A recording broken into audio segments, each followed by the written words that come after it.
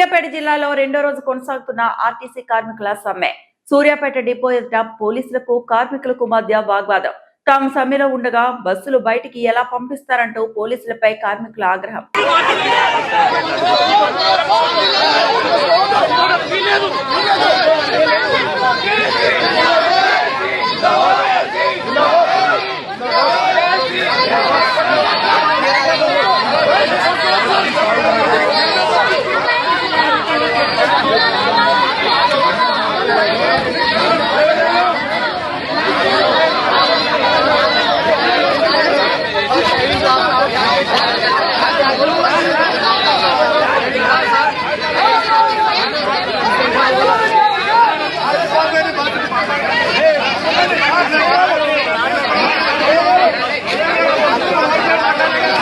మరిన్ని అప్డేట్స్ కోసం మా ఛానల్ని సబ్స్క్రైబ్ చేయండి.